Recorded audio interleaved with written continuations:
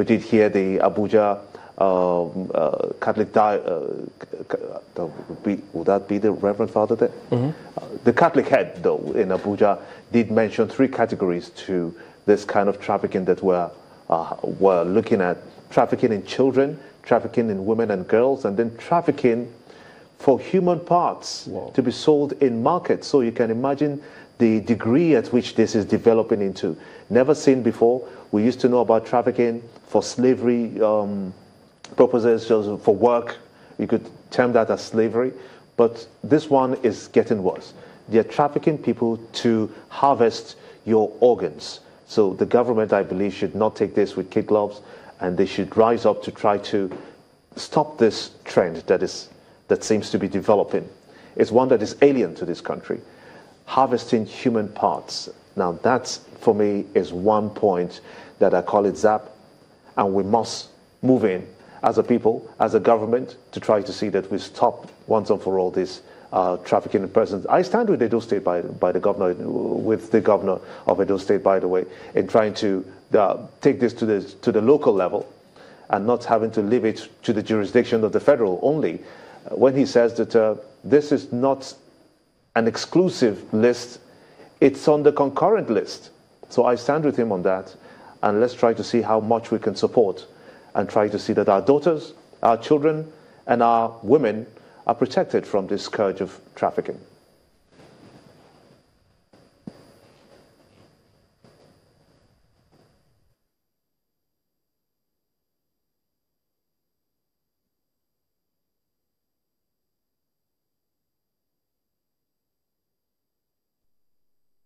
I think we lost. Is Mark getting us? Yes, I can hear you now. Well, I think I lost you for a bit there towards the end. But yes, Gimba, I don't think that, it's a good thing that the governor of the state is standing up to fight trafficking in his state, and he realizes that this is a problem. But I do not understand or think that this should become a quarrel between the Edo State government and NAPTIP. NAPTIP was set up, was it in 2003 or so, to look into issues of trafficking because it's a nationwide problem. And, sadly, it's very hard to say, but truth be told, Edo State actually has a huge problem of trafficking, especially across countries.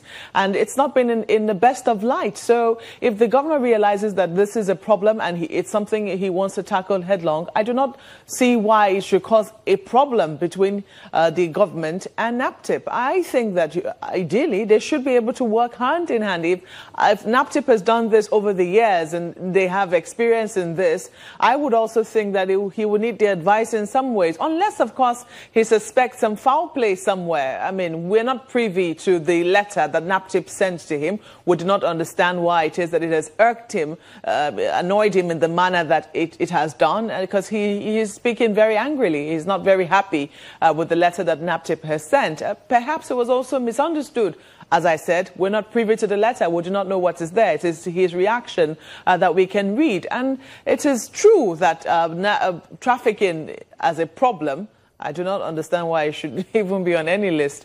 It should be a problem that both state and the federal government will tackle. Why not? Even the local government should be involved in it. And if they have local laws to be able to tackle this problem, why not? But I would think that they should do it in a manner that shows collaboration, not in a manner that shows duplicity of effort. If one body is already tackling something and you think that you can enhance what it is that body is doing, why don't you, enhance? And if you think that this is what we are doing that is very different and unique to our state because we have a different problem, why not? I don't think that NAPTIP, on the other hand, should frown at it.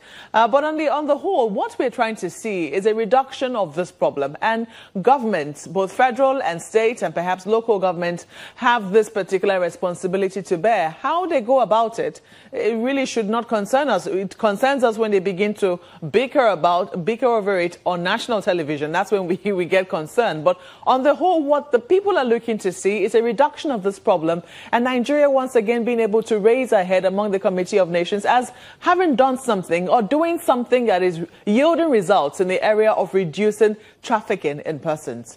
Gentlemen. Interesting how they go about this, because I mean, I'm just looking at some of the wordings of that NAPTIP Act, and I see under Section 5 where they talk about the functions of the agency shall be to coordinate and enforce all other laws on trafficking in persons and related offenses. And then I see several other phrases. And then if you go to Section 6, where it speaks about the powers, it says, yes, they can detain or arrest anyone.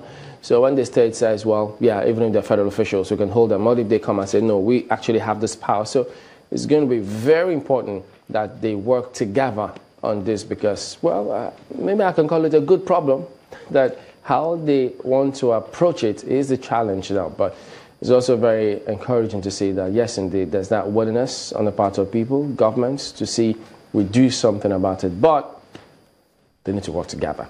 So here's how angry the Edo State governor was. But first, let's show you the report about the problem of human trafficking. The 2017 Trafficking in Persons report by the U.S. government downgrades Nigeria to a Tier 2 watch list, which means that the country is not doing enough to combat human trafficking. At this conference to mark the 2017 Anti-Human Trafficking Week in Abuja, the Anti-Slavery Commissioner for the United Kingdom calls for a strong international collaboration to curb this international crime. Nigeria has consistently been one of the top countries of origin of victims. We must collaborate with a common aim to protect those at risk of trafficking. In his remarks, the Catholic Archbishop of Abuja asks the government to pay attention to an emerging trend in the human trafficking network, the sale of human organs. Permit me to mention three particularly criminal forms of human trafficking that are crying to heaven for vengeance. Human trafficking for child labor, human trafficking for sexual exploitation, human trafficking for human organ markets. However, both the Attorney General of the Federation and the Director General of the National Agency for the Prohibition of Trafficking in Persons, NAPTIP, appealed to ECOWAS states to close ranks and stop the scourge, as most of these states serve as routes for traffickers. I strongly urge at this point for the ECOWAS countries to close ranks and weave an impregnable anti-human trafficking architecture that will resist the ravages of traffickers. But must also recognize the necessity for active international cooperation and collaboration, as it is a crime which transcends national borders. Although human trafficking is a punishable offense under the 2003 Trafficking in Persons Prohibition Act, as amended, this criminal activity has continued to thrive, with over 6,000 victims recorded in the last 5 years in Nigeria. Therefore, experts are campaigning emphatically for a new approach to addressing this terror once and for all.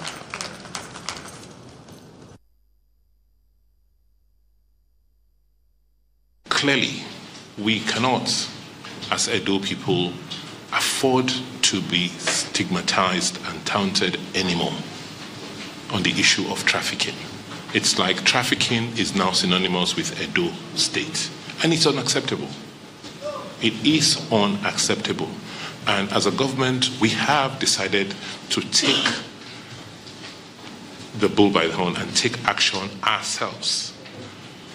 I received a letter from NAPTIP, which I thought was really, really annoying, telling me that what we're trying to do was unnecessary, that there was a federal organ or agency in place, that there's a federal law on anti-trafficking, and therefore we should adopt it and work with that. If all of those worked, why do we have a crisis? In Abuja, maybe Abuja does not understand the issue of trafficking the way we do. That it's become a social scourge for us, apart from the humiliation. So for us in Edo State, we have decided to work through using the constitutional provision to deal with this matter ourselves. It's not on the exclusive list. It's concurrent. So we will, with this committee, domesticate the national law on human trafficking, and we will prosecute We'll have special courts in this town to prosecute. And even if federal government officials are involved, we will prosecute them. Because we cannot accept this disgrace anymore.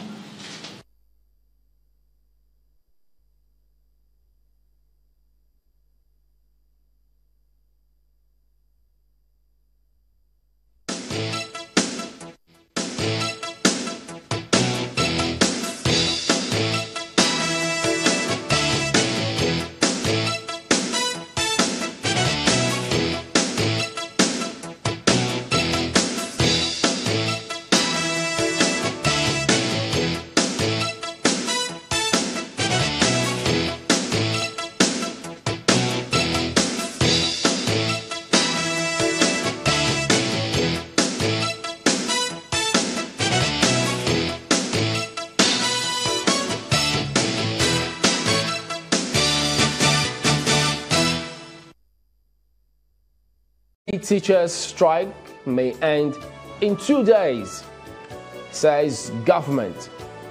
That should be cheery. But Ngige accuses ASU of violating labor laws. So, what do you make of both? On the one hand, it says, well, yes, the government has a policy of ensuring that they dialogue with protesting. Is that what the word they used? Well, this was they say it's an exclusive interview they had with The Guardian, and it says that, yes, they've got a policy of engaging unions, and so we should be hopeful about this. So, by extension, maybe SANU, NASU, and all those other, perhaps non-academic staff union may be encouraged by this kind of commentary coming through from the minister. The story does continue on page 6, if you'd like to see that. And then at the bottom strip, pro-Buhari protesters attacked The Guardian reporter, Dari Richards, Charlie Boy, others.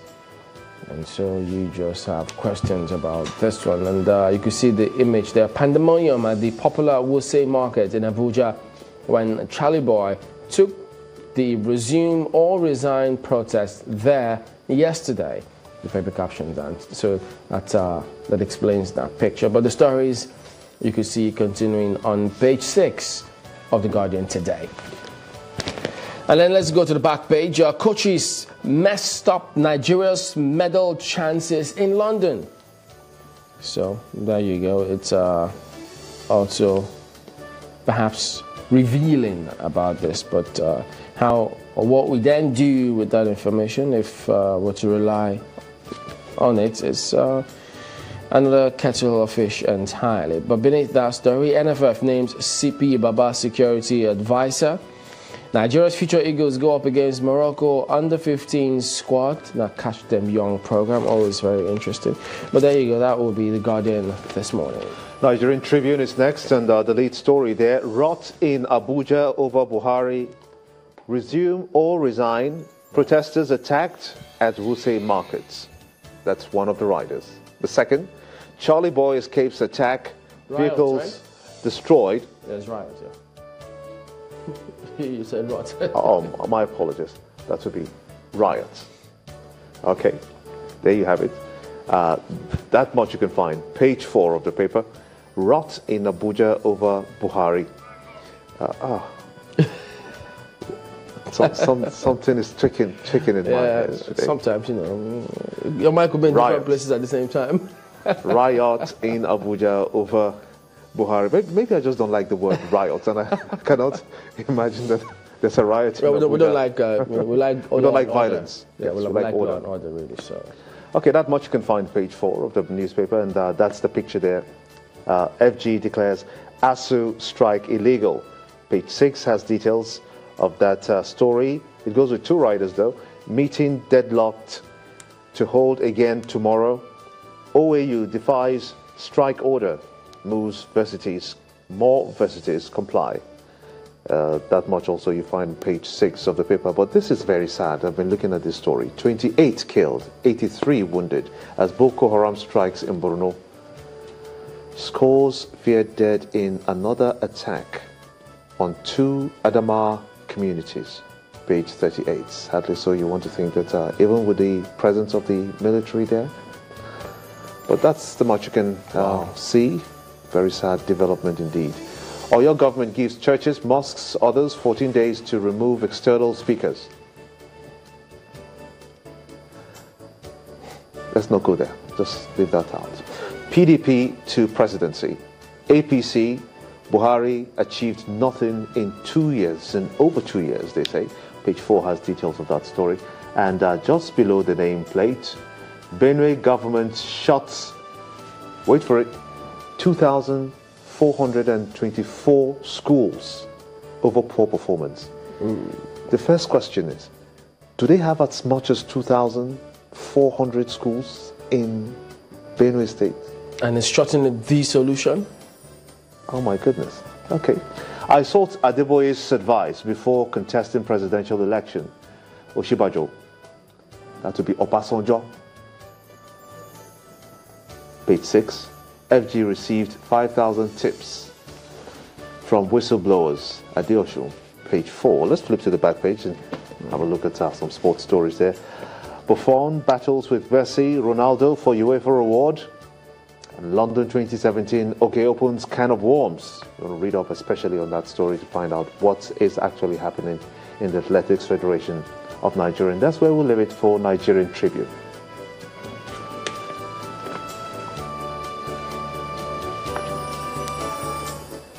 All right, so there you go. But there was an interesting story there about what? Your government giving some deadline to certain persons. But well, certain person. if it constitutes noise pollution, the laws that speak about that. But it's not the first time they've talked about noise pollution in this regard. I know Lagos talks about that too. But if they make those places soundproof. No one has actually come out to legislate on this, particularly. I think Lagos, they say something about that. They want religious organizations to comply with it. So, I mean, people have a right to sanity, and so if it's going to constitute some sort of noise pollution in the area, there's nothing wrong in saying keep it quiet. Well, back in a moment. Don't go away.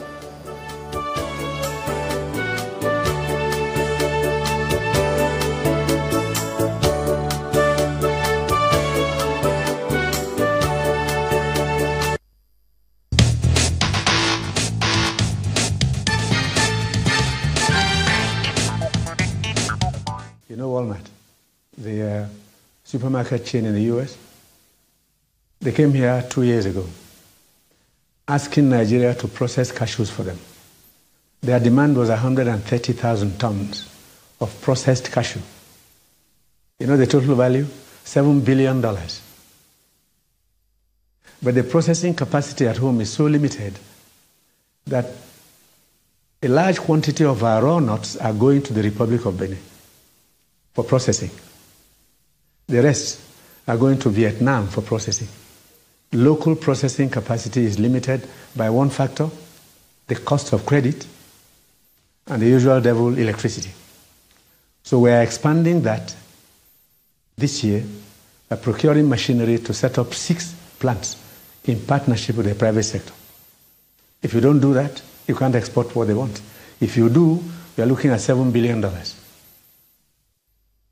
If you can meet the demand of Walmart alone, not the airlines, not other supermarkets, the opportunities are huge. But let people not forget that for a long time, we abandoned agriculture. India, Brazil will tell you the story of how long it took for them to get on track. India, nearly 50 years, and a lot of people died of hunger. Brazil, the Brazilian Minister of Agric is coming here in October, will tell you it took them 30 years.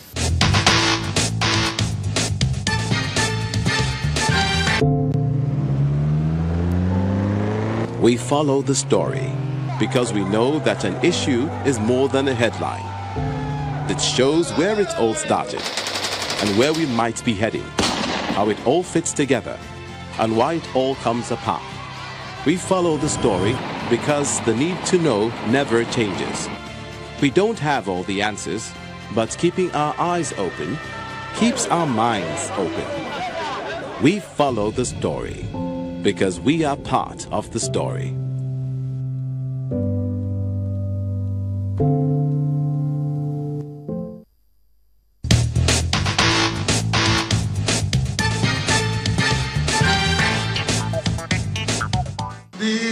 restructuring I want to see happen is changing the structure of our country to take power from the elite and give it back to whom it belongs, the people. To you people. It will help to bring the benefits of the change that our people were promised in the last general elections but have not seen yet. We need restructuring in order to address the challenges that hold us back, and which restructuring alone can help us address, and which will remain unaddressed unless we restructure. This is the truth. Period. This also answers the cynics who question whether restructuring is even important, since it won't solve all our problems. No system does, or would anyway. No system does, because no system is perfect. To me, restructuring means making changes to our current federal structure so it comes closer to what our founding fathers or leaders established. My vision of restructuring will not make some states richer and others poorer. Restructuring is a win-win for all Nigerian states. Only by restructuring can we guarantee unity, equity, and security for our nation.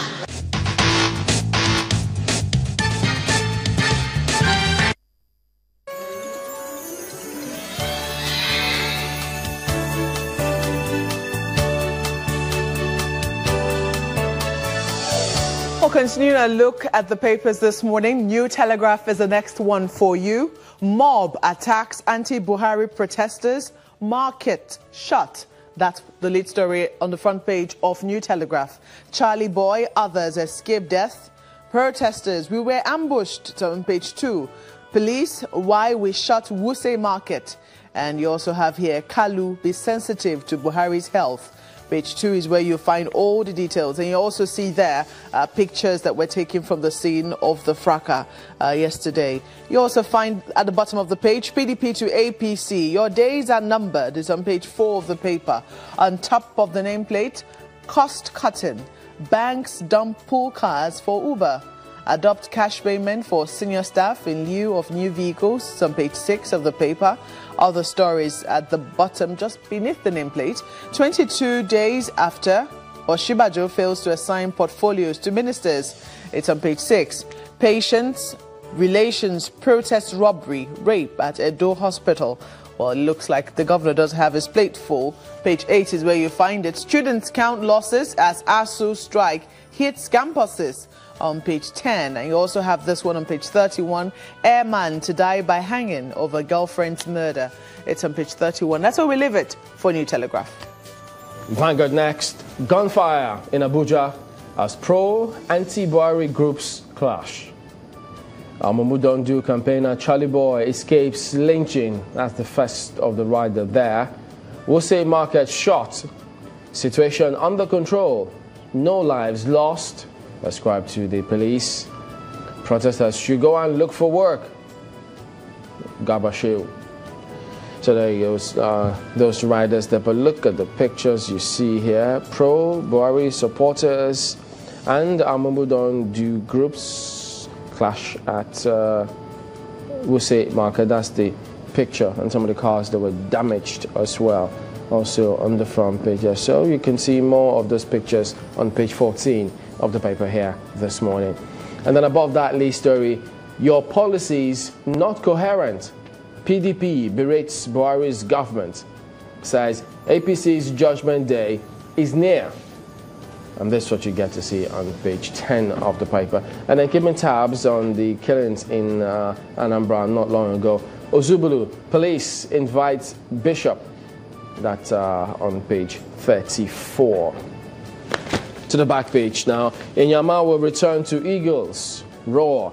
So, clearly needs some safe pair of hands there. And this is the lead one you see on the back page. And that's Vanguard today. Independent newspaper is next, and the lead story there. Commission promotes 6,000 police officers. Suspends special promotion over bribery allegations. Page 4 has that story, the details of it, of course, but just above the nameplate. ASU, FG meeting ends in deadlock. That story continues on page 5. And that's some of the youths on rampage during the attack on Charlie Boy and members of the hashtag Resume or Resign group at Wuse Market in Abuja. We saw those pictures coming in from yesterday. EFCC begins probe of failed federal roads projects in Southeast. That story is on page 4. Anti-Buhari protest. Charlie Boy, others escaped death at Wuse Market. And government officials attempted to undermine Oshibajo. That's ascribed to the presidency. It's at the bottom strip there, very boldly written for that matter. Government officials attempted to undermine Oshibajo, ascribed to the presidency. That story continues on page 4, and that wraps it up for Independent newspaper. There's the next one here. Nigeria to save 300 billion naira annually from rice import as production hits 15 million tons. Federal government to stop issuance of fish importation quota. That's according to the minister. Page 8 is where you'll find it. And you also find here anti-PMB protest. Charlie Boy escapes lynching. Senate to pass anti-hate speech, jungle justice bills with dispatch. You'll find it on page 8 of the paper. And you also see there, DMO raises 5.2 billion naira from FGN savings bond in 5 months. Plans another 135 billion naira auction. And you also find this story, Boko Haram in renewed onslaught. Army launches a special strike force. You also find it on page 4 of the paper. That's where we leave it for leadership. This day, FG receives 365 actionable tips from whistleblowers. Investigative agencies to embark on tour of Australia. That's the lead story on the front page of This Day this morning. And then FG appeals to ASU to suspend strike, reaches accord on audit of 30 billion naira. This continues on page 12 of the paper here this morning. And Amici defends cost of Chinese-funded railway projects, says they are cheaper than Kenyan rail line per kilometer. Remember some controversy brewing about that, where some think that no, the Kenyan ones were cheaper and they did something longer. But now you're getting some comment on that particular one, and it continues on page 9 of the paper here this morning. You'll also see Boko Haram renews attacks on Adamawa communities. Over 20 killed by suicide bombers in Borno. So it's part of the security presence, and this is still going on. It's on page 50 of the paper here this morning, and that will be This Day today. The Abuja inquiry is next, and what we have here, FCTA, HOS, that will be head of service, war over permanent secretary's position, postings. That's what we have there. Implement Order 1, directors insist. That story you can read up. It continues on page 3 of the paper. Bribery scandal, Senate, FCDA lock horns. And there's another kind of bribery here, just at the bottom strip. Bribe for special promotion scandal. Idris set up panel, page 8 has that story. Difficulties transiting from kerosene to gas, page 13. A day with an Abuja Mebola, page 20. You want to read up on that story as well. And just above the nameplate, mother abandons son 5 for 200 naira suya in Abuja, page 3. We'll give you details of that story. And that's it for the Abuja Inquirer. All right, that also ends a look at the dailies this morning. We're back in a moment. Don't go away.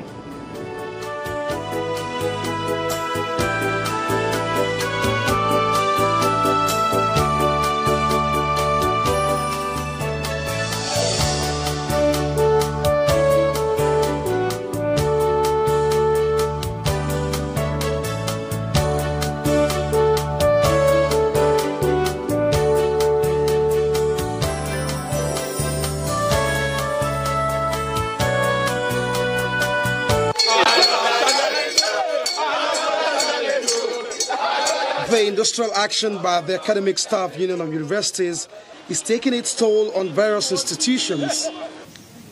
Biafra University in Kano, northwest Nigeria, is almost a shadow of itself. Schoolwork is on a halt, which is almost beginning to impact the business community. We don't have any business center outside the school, so we don't know what we're going to do. Totally, I think there is no hope because we don't know when the strike will be called off. We don't know the first sitting. We don't know anything about it. So please, we want the federal government and the ASU to please consider us. In Cross River State South region, students of University of Calabar are seen walking about the premises. They are not sure when this stalemate will be resolved, but they want it speedily done so and without reservations. Still in the South region, the order fell on an empty school in Delta State University. The institution is on break and has also said it will not be joining when it eventually resumes.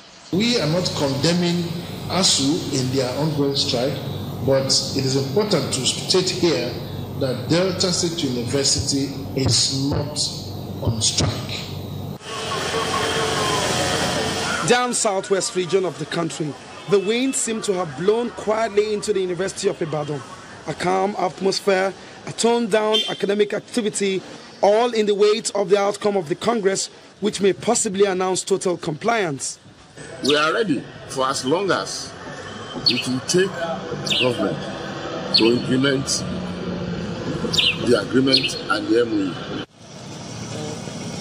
Well, Obafemi Awolowo University, still in southwest region, is invariably saying, count us out, maybe for now, owing to the examinations that commenced sometime this week and will last till September. We'll complete the exam. If at all there will be anything, if at all we have to go on board, it will have to be after the exam. The University of Lagos had a dramatic start. While many went about their businesses early in the day, that came to an abrupt end from midday when the school's chapter of ASU rose from a meeting to declare full support and compliance. They quickly marched to the multipurpose hall where a conference was already in session, effectively joining the strike action.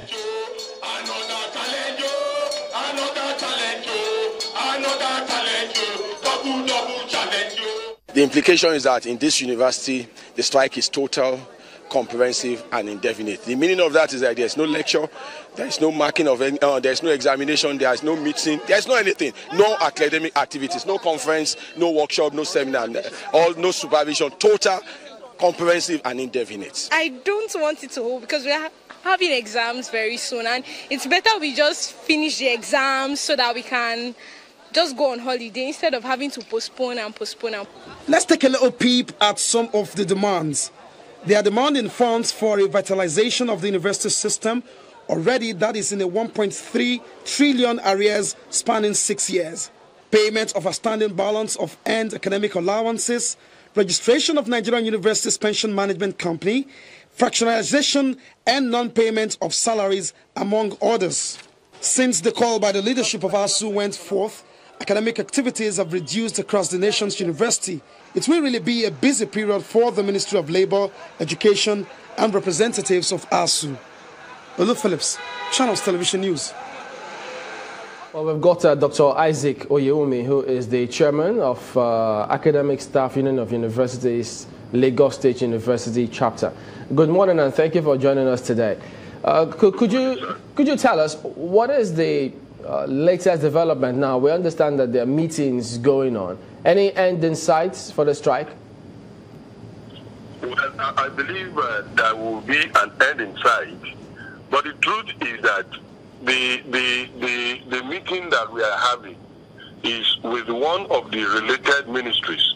And from experience, these panicky meetings that they are calling now is really not structured, but we are not averse to meeting because wars that have been fought anywhere under heaven will end up on the negotiation table. So if they are getting started, we are at home. But the truth of the matter is that we are going to be ultra scientific about this. We won't allow them beat us to the game again. We will ensure that we have concrete evidence of achievement of the items on the list of disputes before we go back to work.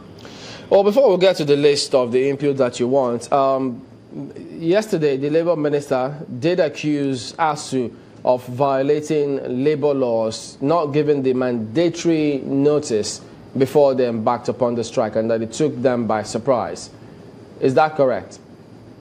Sir, when this was processed from experience, we had a 1-week warning strike since November 2016.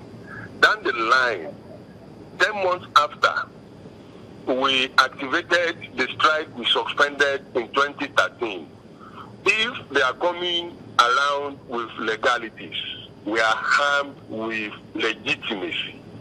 And so the semantics of whether this was achieved or that was satisfied, we can meet as appropriate.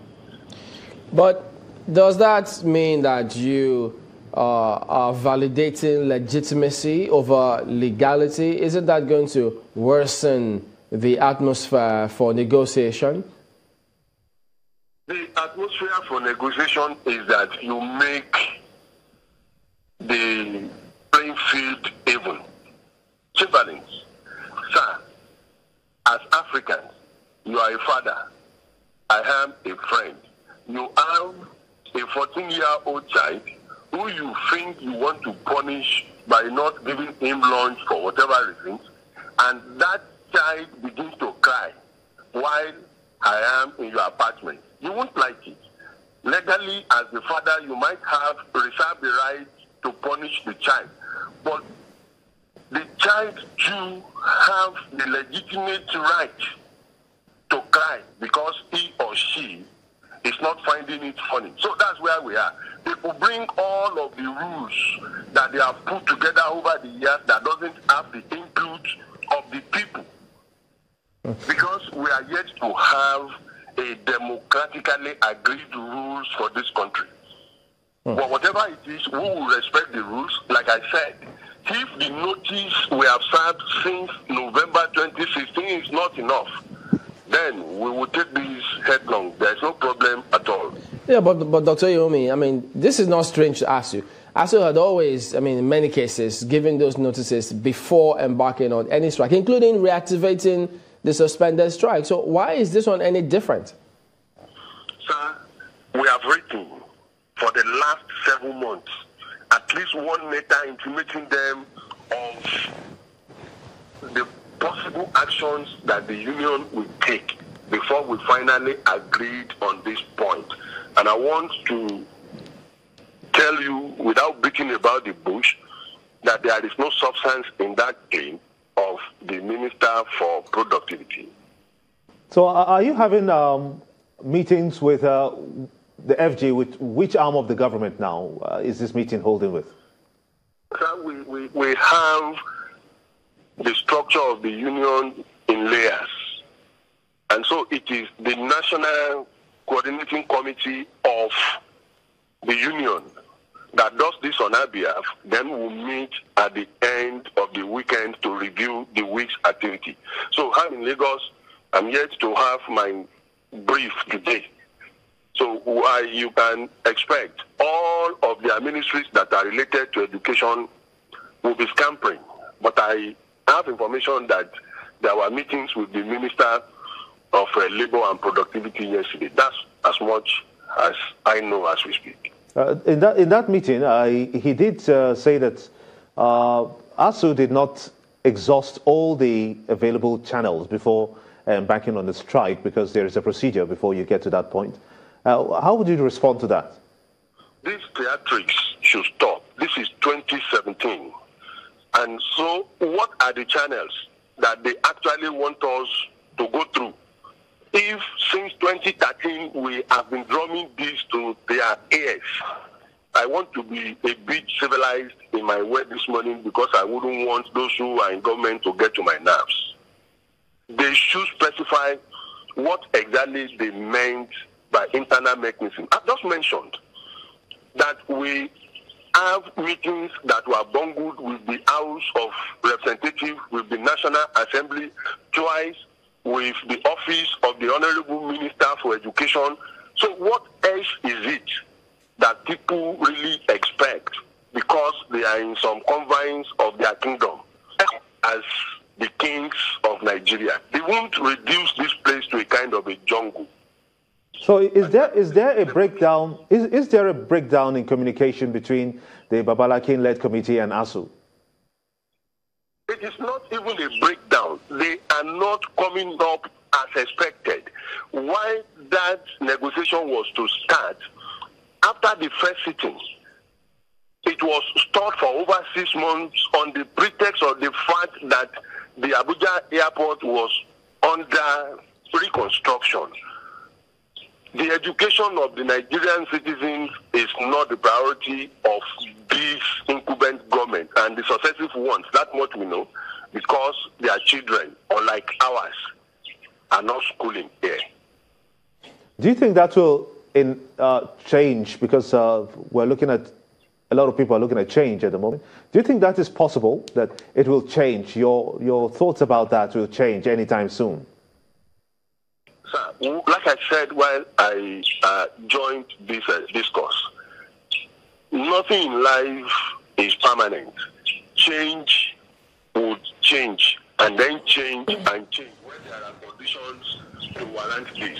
So we are not fixed, but we are focused on ensuring that the Nigerian university educational system, the public one, so to say, will not join in the politics to kill it, just as we have watched the ruling class kill public primary school, public secondary school. We will not allow the Nigerian public university system to go this same wrong path.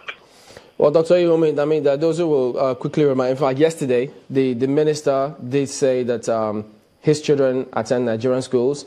There are governors who have their children in Nigerian schools. So just to point that particular incident or that particular point out, because you mentioned it. But speaking about that Babalakin committee, when you say they were not sitting, did you then notify perhaps the ministry or Ministry of Labor? Because those are part of the things they are citing as how they thought this could have been avoided, this strike, this latest one.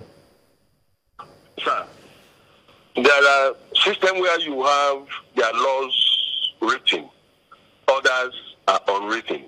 You have antecedents and precedents in the philosophy of higher education. We are Nigerians. Most of these individuals are our students in the past. Some of them are still our students as we speak. When we get to the point of playing politics with the life of a nation, there are ways by which, as a labor union, once it is processed, we discover that is the way to go. So we don't look back once our hands are on the plow. So they could say whatever they feel like saying. We are telling Nigerians that what obtains is just the overdose to kill the Nigerian university system. And we are ready to reject it. We won't be shy and then take some dose of poison from some friends in court.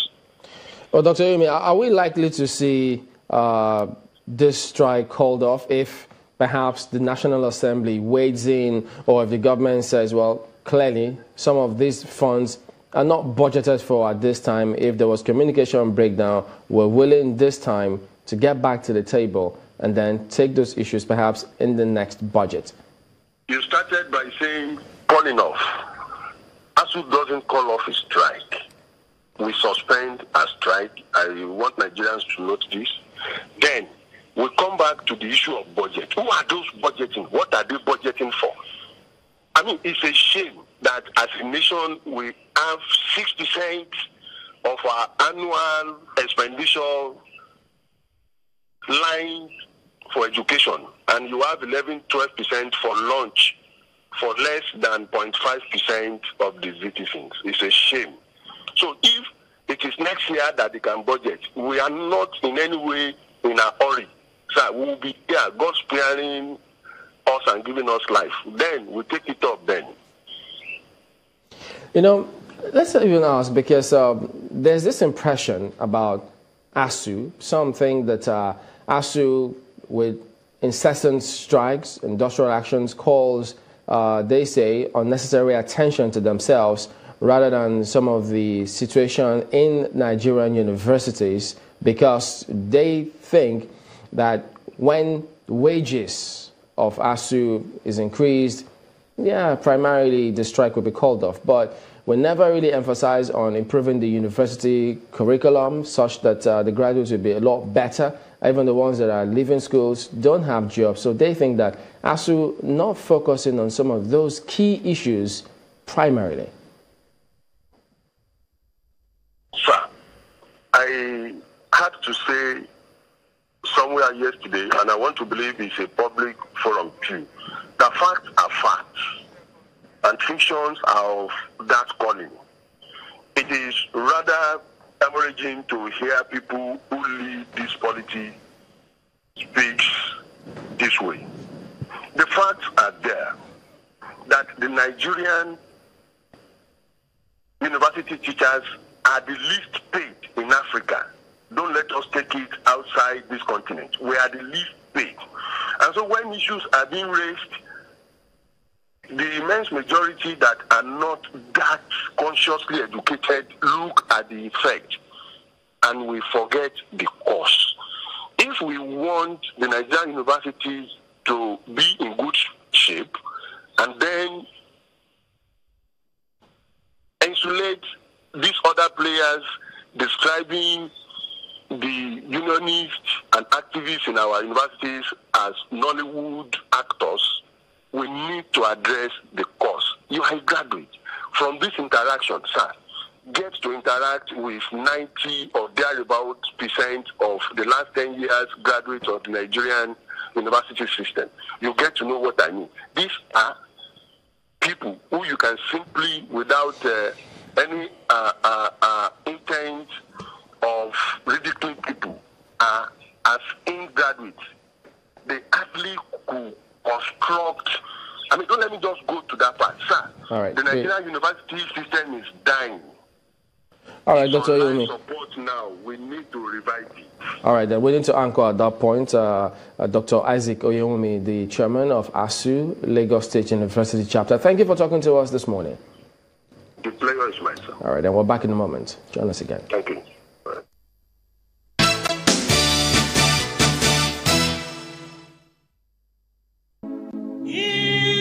Many Nigerian children cannot afford to go to school because they live in poverty. Instead of enjoying education and its benefits, they get involved in street trading to help themselves and their families survive. The Rogers Foundation is a humanitarian organization which currently caters for over 15,000 less privileged children in various schools all over Nigeria. The foundation has a goal to take thousands of less privileged children off the streets and provide them with free quality education from secondary school to the university as part of her Vision 2030. Admission forms are free and available online and at all Rogers Foundation colleges at Owerri, Jos, Ibadan, Kano, Enugu, Sokoto, Yola, Bauchi, Zaria and Oboko. For further details, visit www.rochersfoundation.org. Rogers Foundation. Pro-Buhari protester. I noticed him and I alerted the police that was there that guy is from Unity Fountain. He followed us from Unity Fountain here.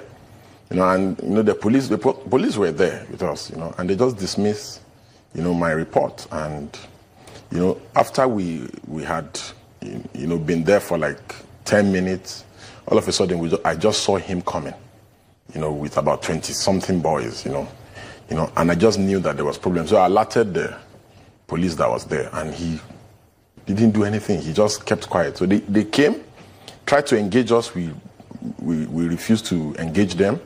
And at that point, I told everybody that let's go, let's just disperse from there. While we were dispersing, they were attacking us, and we never responded, we never insulted, we just left. Before we could get to where Charlie Boy had parked his car, they had damaged their car completely. You know, they had broken the windscreen and everything, and you know, so Charlie Boy had to be taken with another car, you know, home. So hold on. And we went to the police to make a report. Some of the reports that we get said that you left Unity Fountain. Now you say that you left Unity Fountain because some of your supporters were in Wuse Market. Yes. Why didn't the supporters in Wuse Market come to the Unity Fountain? Because they wanted us to come and talk to others there, you know, who can join us in the 100 days for tomorrow. For today. That's today. Yeah, you know. So, you know, this is not the first time our group is going to be attacked. We were attacked on Tuesday, where, you know, they wanted to attack us again on Friday last week. You know, but it took the prevention of some of the police people and the SSS people who were at the Unity Fountain. And we are not surprised by these attacks. We will not be discouraged by these attacks because many people have opined that, you know, this is what makes people lose confidence and faith in the country. But we will not be discouraged by these attacks. Let's get this clear. So you went to the Wuse Market. Now, there were reports that when you got to Wuse Market, some of the traders, I mean, at the gate, the security man was very apprehensive and refused to let you in. Was that true? Yes, there was a man who, his name is Musa. He was putting on a white, you know, a dress, and is in charge of the tax force in the market. You know, funny enough, we later saw him with those people that came to attack us. You know, and, you know, in the report that we made at the police station, we also indicated that where we're trying to come into the market, you know, people were very happy when they saw us. You know, we had finished. We had finished talking to people, speaking to people, and we were about leaving when they brought those thugs, you know, in to attack us. Was that what happened? I mean, because that was we also gather that there were people who did not appreciate your protest. It's not true. And who started screaming in support of the president. The videos are there. Even the video that channels, you know, aired. If you look at it critically, you saw that the people were coming from the left. They were brought in with the man that I described that was wearing white. If you do a critical analysis of the video, you will see that they brought them in. Immediately they brought them in, they just came and started shouting. You know, and the next thing they tried to attack us, so everybody had to leave. That was exactly what happened. Okay, so today you're still going to go back to the fountain? Yes, today is going to be day 10, you know, of our daily sit-out. And today is 100 days since the president left the country without any explanation. You in the media, you don't know what is wrong with the president. The acting president in Kudu doesn't know what's wrong with the president. We, the Nigerian people, don't know what is wrong with the president. You know, we are not distracted or deterred by these attacks. We want to remain focused on the issue. The issue is that our president left Nigeria 100 days ago to go to the UK to treat an undisclosed ailment, and that it is costing Nigeria. And that the president, contrary to what the media aides and people in government want us to know, is not a private citizen. He's a public official, and the Nigerian people have the right to know. What we demand for is full disclosure of what's wrong with the president, and for the president to either resume or resign. That's not too much to ask. You know, those who attack us, who hired people to Unity Fountain to protest, you know, and yesterday we got to the Unity Fountain, you know, because we had done a program, we had done our daily sit-out, and they had brought people in buses the day before. And yesterday morning when we got to the Unity Fountain, you can ask members of channels who were there.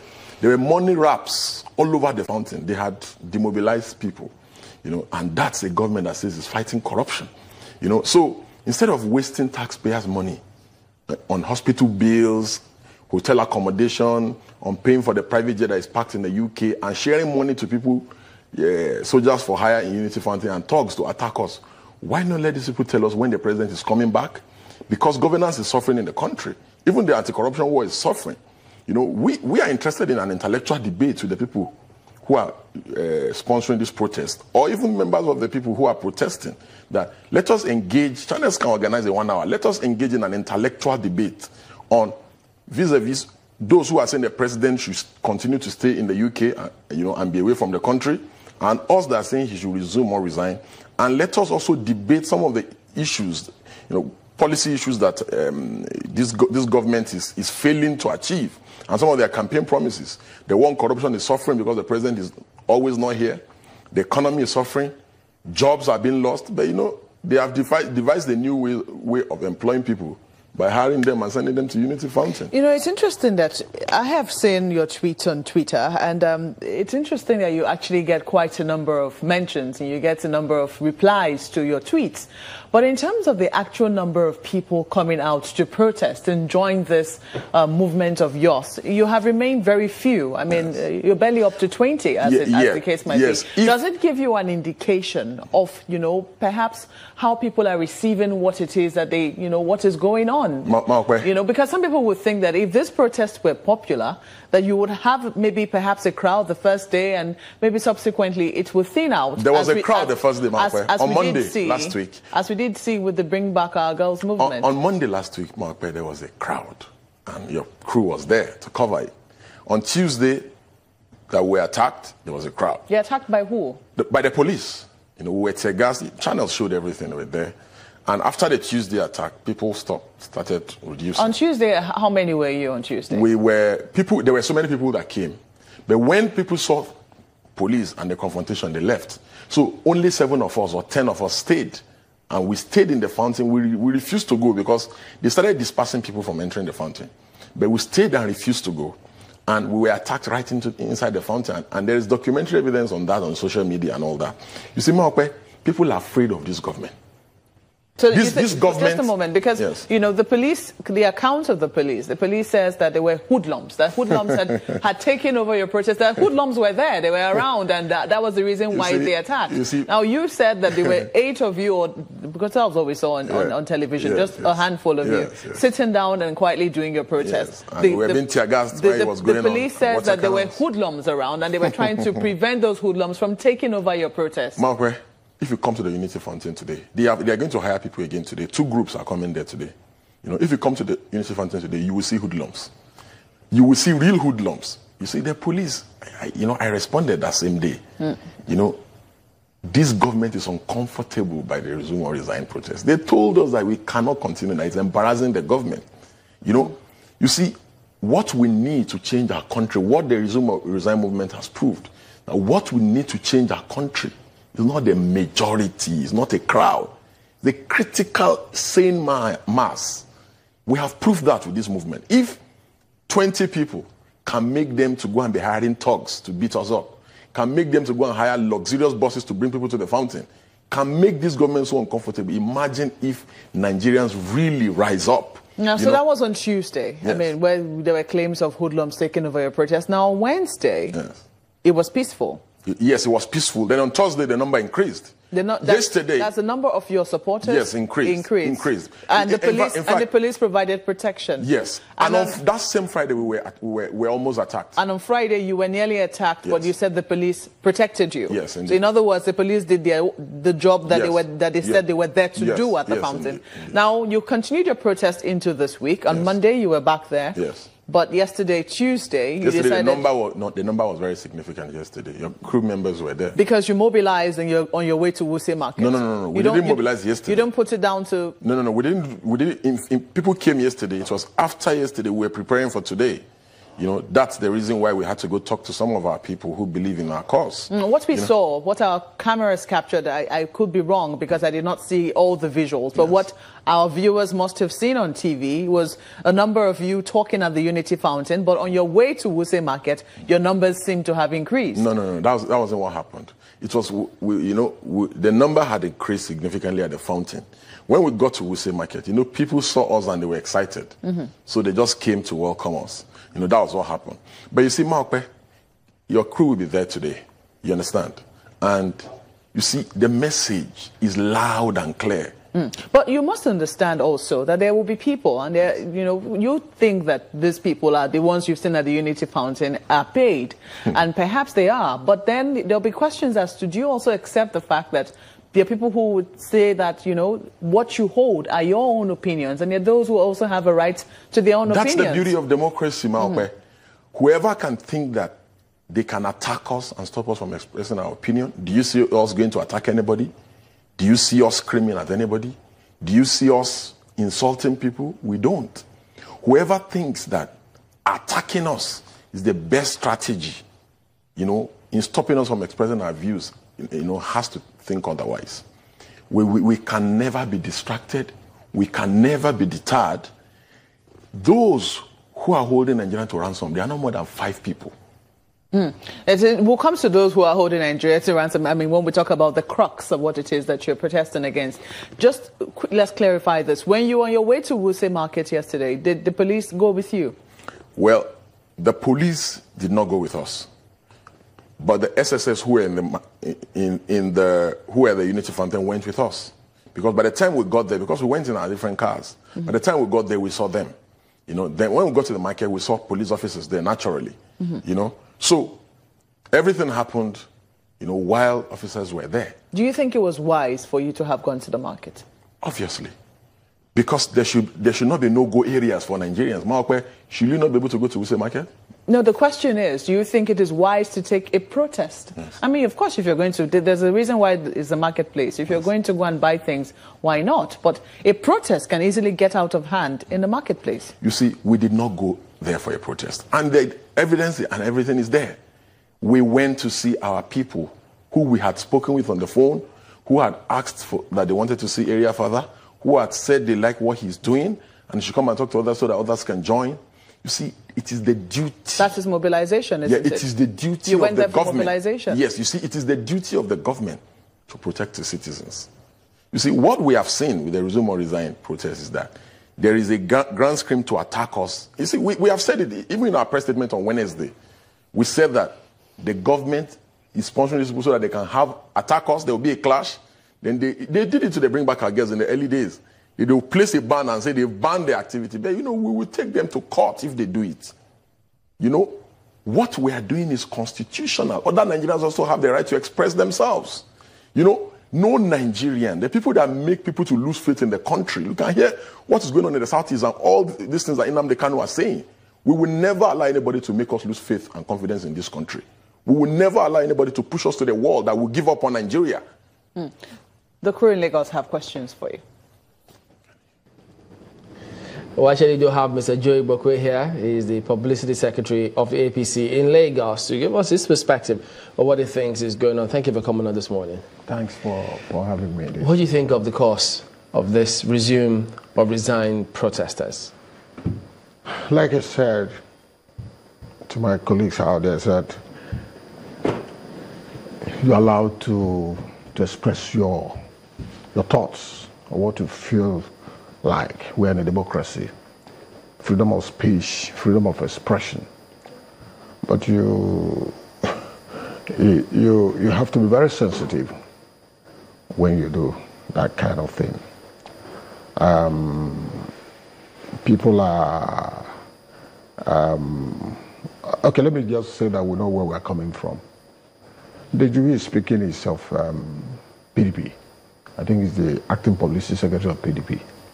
When I saw Charlie Boy, currently? When I saw Charlie Boy sitting very close to him, I said, this is just a PDP affair. Okay, let's double check that with Digi. Digi, are you currently the acting publicity secretary of the PDP?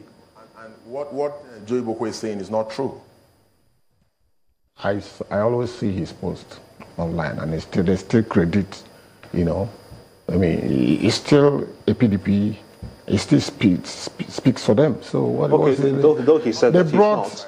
Let's go back to that. Digi, we need to hear him clearly, guys. It's either he resumes work or he resigns. Digi, do you still speak for the PDP? Are you a member?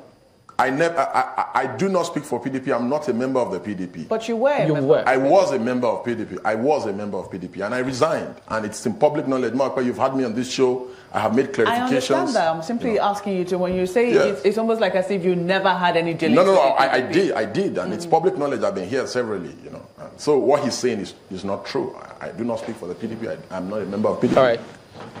Okay, so that said, you were going to make a point. Go ahead, please.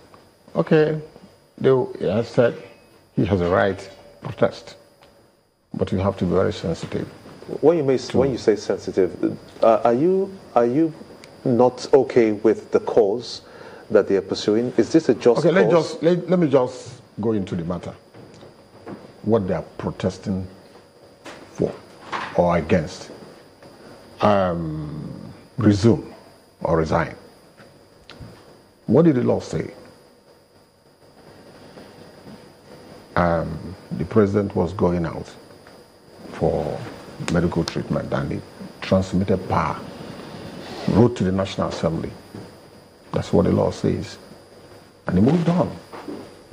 The vice president stepped in as the acting president. So where is the vacuum? None.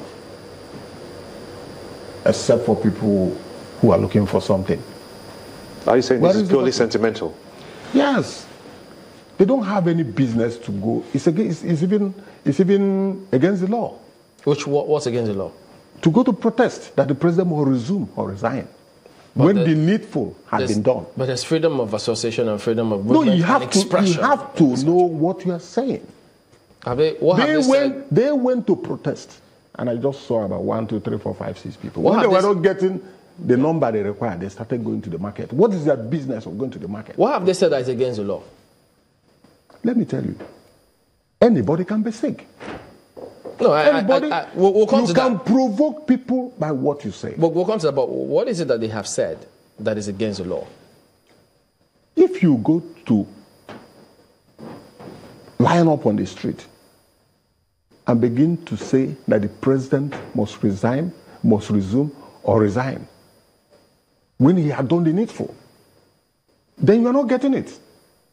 He has not done anything wrong. Speak to us about the He has transmitted power. The power has been transmitted to the acting president. Then speak to us about, I'm sorry to butt in, speak to us about the Public Act that establishes 30 days for a servant to be away. Would you consider this situation as a public servant too?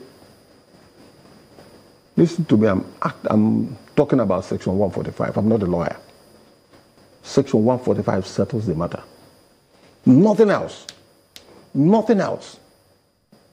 And we have presidents, that have died in office in America. People can be sick. I can tell you about Woodrow Wilson. I can tell you about Eisenhower. I can tell you about Roosevelt. These people, one was incapacitated, he was on a wheelchair, and he served for 12 years. Did the American people not know what was their ailment? It was not disclosed. It's not disclosed, it's a private thing. You don't need to know. We don't need to know. You don't need to know. We don't need to know what is... Some doctors, if I know, doctors don't disclose what their patients are suffering from. That's a separate one about the doctors. What I'm even saying, we don't even need to go there. The man, look, they will tell you online, they're provoking people. Online. Let me get your point. In the social media, I'm coming. In the social media, they will post, the president has died. Some people even posted his obituary online. You remember the first time he was ill? They said it was an ear infection. We knew. But this time around, we don't know if it's a follow-up on that or what it is. They answer you. You see, you can say so many things. But once a picture is out, it can speak volume. So you say last week we don't need to know the president of the picture of the president, live picture. We'll get to that point. Came out. I just need to understand what your thought process all is. All these talks about incapacitation, this and that and that. Why are people not? Why can't people go and find something to do? Did you say that? Has this just hang on. Let's get this governance? Has it? You're saying that. He's saying that everything is grounded. You have a professor. Mr. Boga, let's get the question so you can just respond to it. Are you saying that Nigerians don't need to know what the president is going through? The president is ill, and he's getting better. If you go to begin to dig into what is wrong with the president, or for people to come and tell you suffering from cancer and all that, people are saying all kind of things, you miss the point. Don't you think that if, for instance, we've had the media team of the president visit him in London and they're back in the country now, if they had told us the state of Mr. President's health, do you think these agitations would have doused out? These people are just playing politics. They're just playing politics. The president is sick and he has told Nigerians, allow him to get back his health. The needful had been done. So what is the problem? Yesterday. You went to protest, you have about 6 people. And, you know, you just decided to go to the market to go and get more people. Mr. Ibokwe, let me make you understand where, this. Why are you going to the market? Is that where you want to go? Well, you politicians go there to campaign in the markets, don't you? No. That's campaign in the market. That's even a better one. It's a different thing. This is what the media aide admitted to on the show yesterday. He said that there are some people, some top officials, that still go to Mr. President in London with files to sign. Did you sign them? Don't you think that is... No, even though he signs or hasn't signed, what do you think? Don't you think that destabilizes or brings some kind of double standards and people can easily be agitated on that level? People can do all kinds of things. Don't forget where we are coming from. Our country, the interest, ethnicity, and all kinds of things. People, you know, so for some people in this country, once you appoint a member, a member of their tribe to people just relocate to that place. We'll go to break, but we'll return and let you respond to this in just a moment. People can do that. So, but he chased them away. They went to London.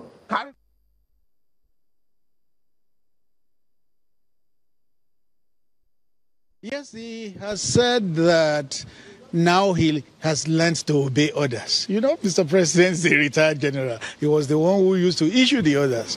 But now the shoe is on the other foot, and he's the one that must obey orders. So he says he must obey the orders of his doctors. So we look forward to the doctors giving him the green light to proceed to Nigeria.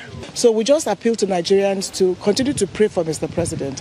He's going to come back, inshallah, to Nigeria to continue what he's been doing. And right now, there's really no vacuum. And Mr. President is happy about that.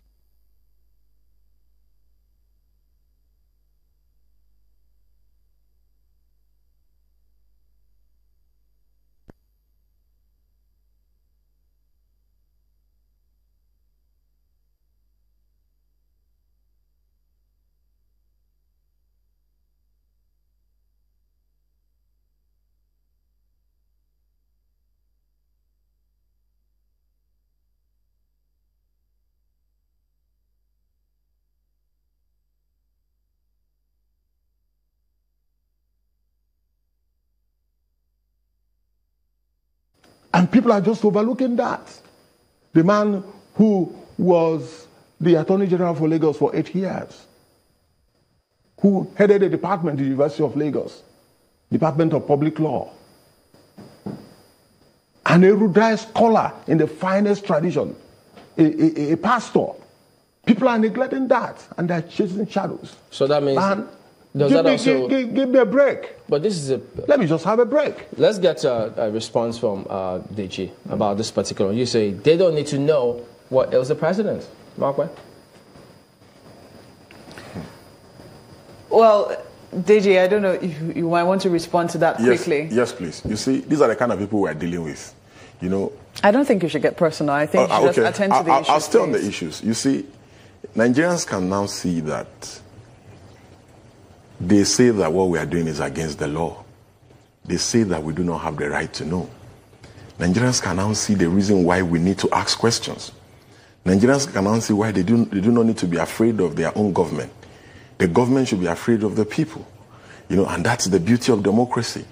You see, it is important to note that we will never be discouraged, no matter the attacks, whether personal, whether physical.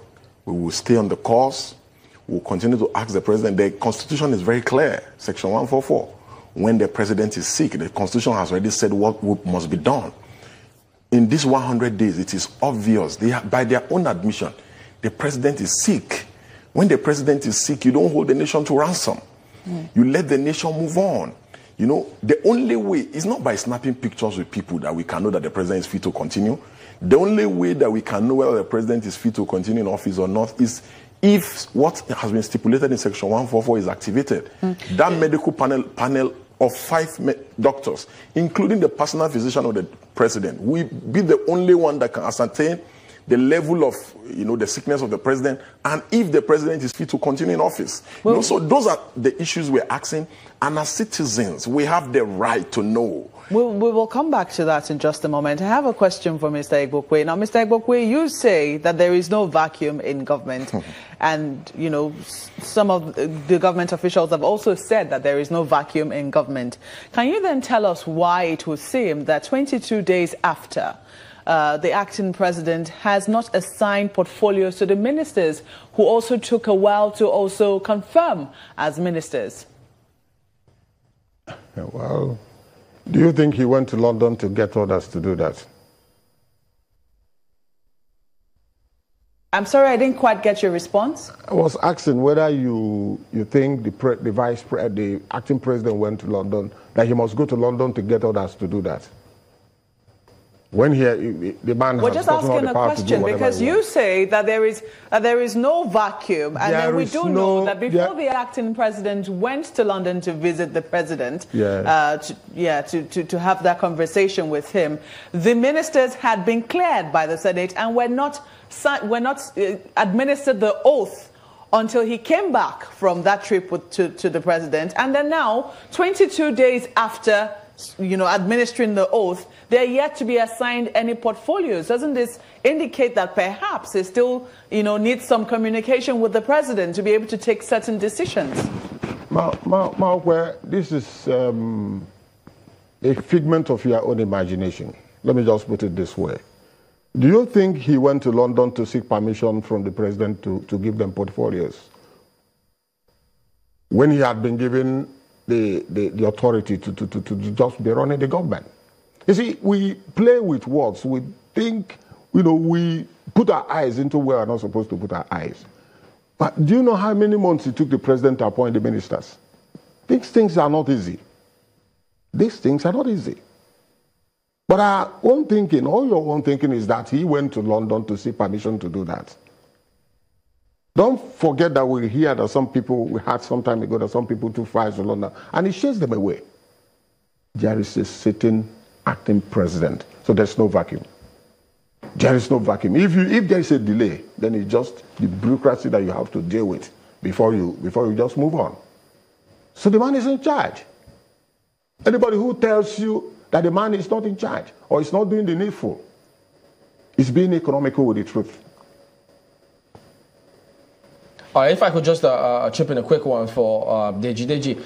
Don't you think that you should be channeling your protests to the National Assembly? Because, if lawyers have looked through the law, they think the president, insofar as he has transmitted that letter to the Senate, we have an acting president, and so no law has been broken. There is no vacuum. So if you feel that the law does not stipulate how long the president should be away for, rather than asking for him to disclose what his ailment is, which no law says he can or shouldn't you be going to the National Assembly saying, look, we need to ensure that this, as we see in the Public Service Rule, is also the same with the Constitution?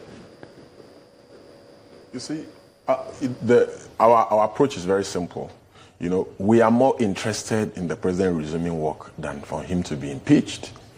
When it becomes obvious, like it is now, that the president can no longer continue, because when Mr. Joe Eboko was saying that the acting president is in charge, I was just thinking, like 2 Sundays ago when there was an attack in Anambra in the church, it was the president that condemned the attack. It was the president that reached out to the people. The president has been calling people.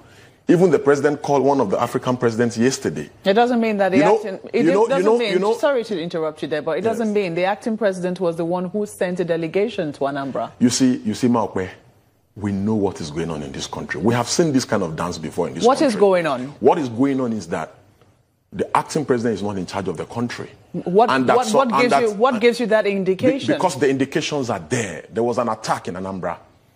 The acting president should have been the one to speak for the nation.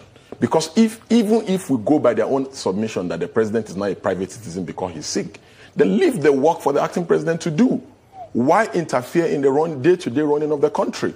Why call people? Why speak on behalf of the government? Why talk to the Anambra people? Why don't you allow the acting president to do these things? Look at what happened. Did that mean that the acting president did not talk to the acting? Look at this. Look at the. I'm giving you. There are so many instances, but I'm giving you the Anambra incidents.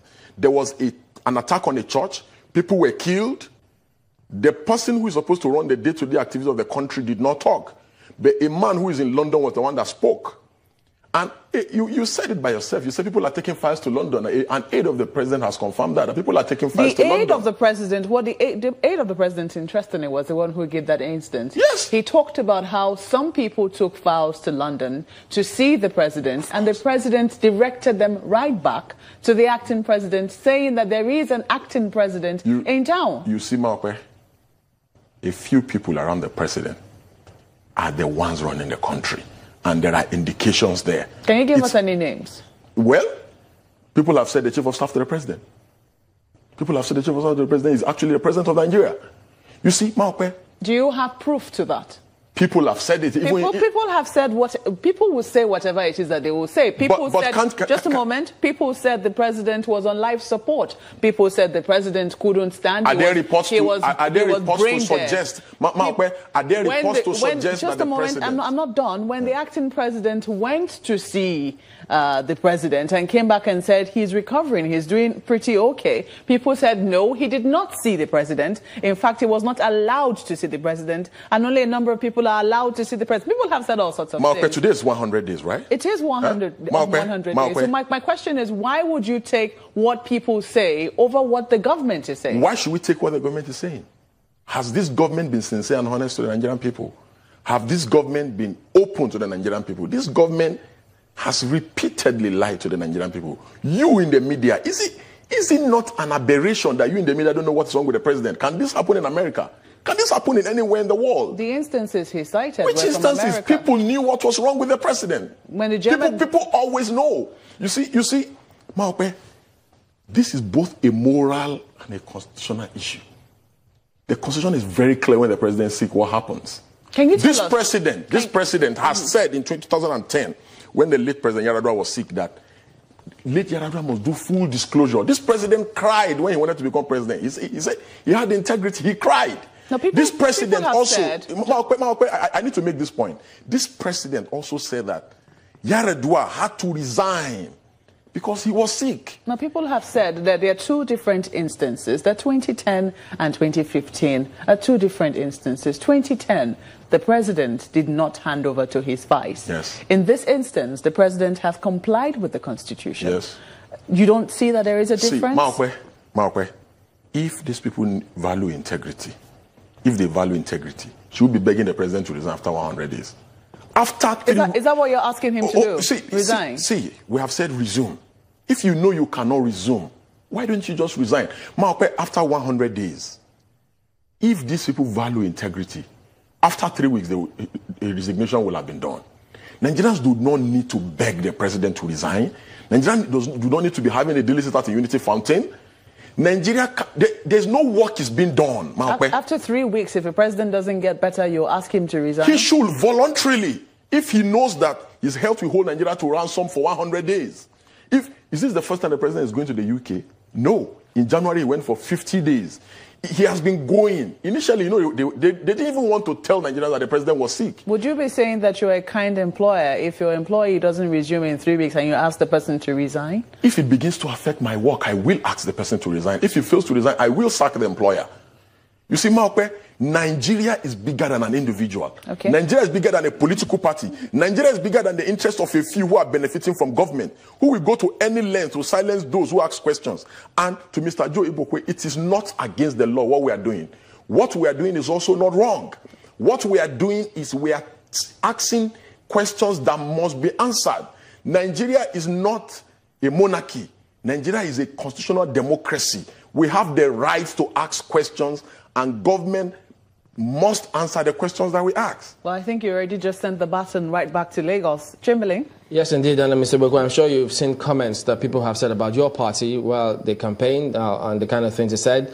No medical trips. They will restrict a lot of those things. But if you say that the president's ailment is private, but the funds used to maintain it is not private, it's public funds. You wouldn't know. I was listening to Femi yesterday. He said he didn't even know where the funds are coming from. Where would so they you come don't from? even know. Where would they come from? Would they be a private funds? Somebody Who knows this? You think? Or do you think it's private funds? The man has integrity. He won't use public funds. Anybody can come from anywhere and fund that. What about his jet? What about his jet in London? Is it private money or is it the public money? But I want to Is go Nigerian back. Air Force private? I want to go back to what the difference between Yar'Adua's situation and Buhari's situation. In case of Yar'Adua, power was not transmitted. Some people were just running the government. So they want to judge us by their own standard. When you are talking to Ade and you are talking about PDP, these are the people that... But he has repeatedly said that he's no longer I know him very well. PDP. Look, I'm not a baby. I've been on this since 1985. I don't know whether he was born then. That's besides the point. I'm not a baby. So I know what is playing out. We are all politicians. What is playing out? What is playing out is that those who lost power yesterday are dreaming of coming back after decimating That's Nigeria. how you dismiss it. That's how it does. That's just but they don't have the crowd. Doesn't matter. They don't have the followers. Let's go there. Doesn't matter. The man is as popular. Let me ask. As anyone else. Even while on a sick bed, and he's still doing the work. If you talk about the crowd, was it a crowd that started the revolution in Tunisia? It was one person. So it doesn't have to be a crowd because this one has no capacity and no pedigree to do what he's doing. These are the people that destroyed Nigeria. We're just trying to build. You will not impugn his integrity. Let's focus on the issues, which is what we do on this. Where is integrity? But then, if you compare people that stole everything in sight, you have gone back to the Yar'Adua scenario. And we do know that at that time, too, there was a doctrine of necessity. The law was eventually amended, and that was corrected. But in this case, have we heard anyone say, well, we've seen the public service rule. It says that you cannot be away for a certain amount of time. But if you've been away as a president of the country for over 3 months, don't we think that we should then look at our laws and then say, okay, in order to avoid these kind of scenarios, let's put in place how long can a president be away from on medicals? Section 145 settles it. As I speak to you, there's no vacuum anywhere. This young man called a day and just said, nothing is going on. Everything is at standstill. Nothing is going on. He's a liar from the pit of hell. He doesn't know anything. Let's talk about your party now. Yes. And your party did say, we did see it in the papers also, that come 2019, President Buhari will be the president again for a second term, even when he's not well? I've just read about Woodrow Wilson here. He served 12 years. So he became the president from London? No, don't worry. When we get to the bridge, we'll cross it. Let me tell you, if you want to employ people, you say, first of all, intelligence, energy, integrity. If the man you want to employ don't have the third one, integrity, don't bother to look at the first and second. Buhari has integrity.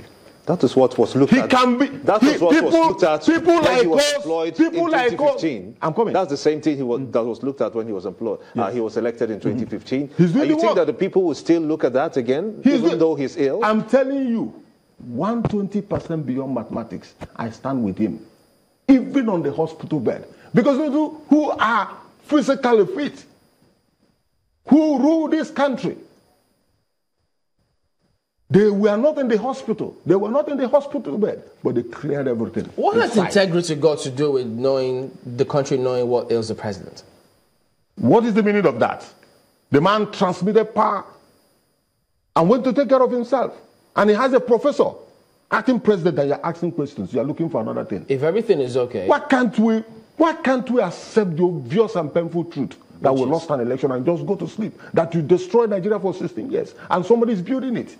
Are you putting every other Nigerian who is not a member of the PDP in the same, you're painting them with the same brush? If they say they deserve to know, since it's public funds that takes care of all those medicals. No, people are at liberty to say whatever they want in the democracy.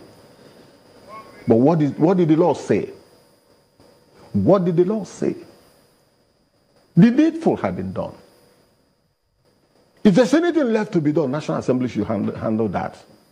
Because they understand the law. Do you think that that should be looked into? Before I came here, I went to search what the constitutional lawyers, are saying. It's not about, whether or not you transmitted power now.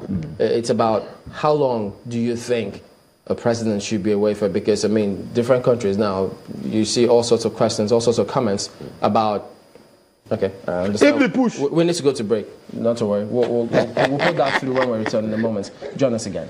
Here in Abuja. Did you, just before we go, what's going to be happening today at the Unity Fountain? Yes, we have today is 100 days, and today is the 10th day of our daily sit-out. We're supposed to have a procession. But, we've also had that they've also hired pro-protesters who will also be having a procession. But once we get to the Unity Fountain, we will take a decision because so many people are coming for the protest today. And in closing, I would like to say that, Nigeria has not been governed well because the president is always away. And in the last 2 weeks, there has been 5 Boko Haram attacks in Adamawa State alone. Can I ask you a quick one too? Yeah. If he were around, while he was around, would you say that he was governing well? He wasn't governing well, but if he was around, the issue of the quit notice to the Igbos in the north might have been handled differently. Because the acting president does not have the full power, and he does not want to offend members of the cabal or some people from a certain part of the country. If the president was around, he's from the north. He will have handled that situation very well. Nigeria is sitting on the keg of gunpowder as October 1st approaches. All you need to set this country ablaze is just 2 unreasonable people who kills 2 Igbos in the north. And there are several other issues, Mark. DJ, I'm afraid that we have to go because we also have to wrap up with Mr. Igbokwe in Lagos. But thank you so much for coming on Sunrise Daily. I've been speaking with Dede Ajenyoju. He is the leader of Concerned Nigerians Group and also a co-convener of the Resume or Resign protest group sitting at the Unity Fountain. It's back to you now, Chimling in Lagos. Yes, indeed, Mr. Joe. Nigerians voted the president and the party because they wanted him there. The same Nigerians are asking questions about his health. So are you saying it doesn't matter how long the president is away for because you think it's private matter? It matters. It matters. Because those who elected him want him back. We're praying for him to come back. But let him recover. There's no vacuum. Let me tell you, there is what is called cultural competence. Cultural competence. Knowing how to relate with other people who are different from you. Knowing how to do the needful. Manage your attitude, your temperament, your disposition. To carry other people along who are different from you. If you go to be sensitive to issues, be sensitive to tribes, people who speak different language. All right, we'll have to anchor at that point. Mr. Joe Igbokwe is the publicity secretary of the APC in Lagos. Thank you for coming on the program this morning. Well, just before we go, we've got time for one more thing.